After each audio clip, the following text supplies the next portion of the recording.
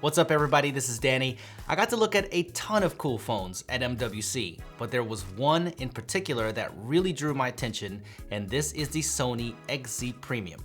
Sony actually released a bunch of phones, including the XA1, XA1 Ultra, which is their mid-range, and then their other flagship, the XZS. But I got my hands on time with those two, so I'll make a separate video on those, but for today, let's focus on the XZ Premium.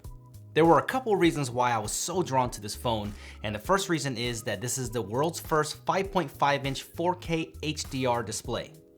This thing has a crazy 807 pixels per inch. If you remember, the Z5 Premium actually had a 4K display, but if you look at them both side by side, you can see that the HDR makes for better colors on the panel, and the XZ Premium is much brighter. I'm pretty sure this is going to be the same setup as the Z5 Premium, where the UI is probably in 1080p and then 4K content gets supported in Sony's own apps, but this hasn't been confirmed yet.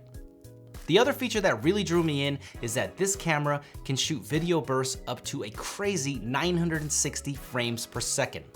This phone is still in pre-production when I checked it out, so I couldn't get them to show me on the actual Premium itself, but they demoed this feature on the XZS and I got to play around with it, and it was nothing short of amazing.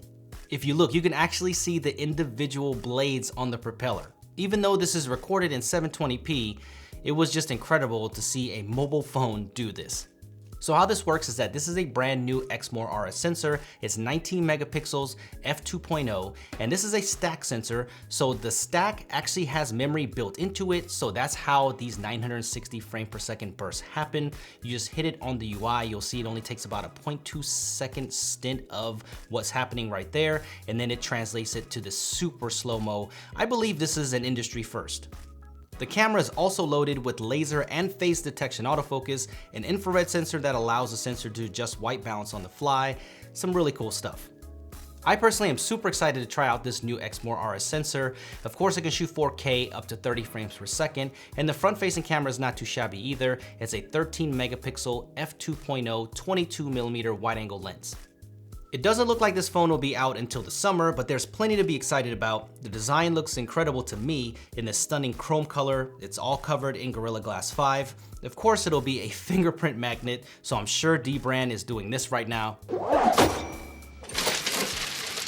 But there's also a black color if you want to be a little more low-key. Both of them could be used as a mirror though, so ladies, no need to carry one if you buy this phone. When it comes to specs, this phone is loaded. It has the newest octa-core Qualcomm Snapdragon 835 processor with 4GB of RAM, it's IP68 water resistant, has a micro SD card slot for easy expansion beyond the 64 gigs of internal storage, it runs Android 7.1 Nougat, has a 3030 mAh battery, front-facing stereo speakers, which is awesome, and a USB Type-C port with Quick Charge 3.0, and besides it being a little bit bulky and the design being a little bit last gen, I think this phone could be the one to beat in 2017. So what do you guys think of the XZ Premium? I think it's really gonna be a toss-up here. You're either gonna love the design, you're gonna hate it. I think that it's not the most futuristic design. It definitely has a huge forehead and a huge chin. My hands-on time with it though, it felt super solid, really well constructed, so I can't wait to get this one in for review. Make sure you smack that like button if you enjoyed this and check out my other coverage from MWC and also a lot more smartphone coverage. It's just that time of year. Make sure you subscribe for more and I will see you guys in the next one.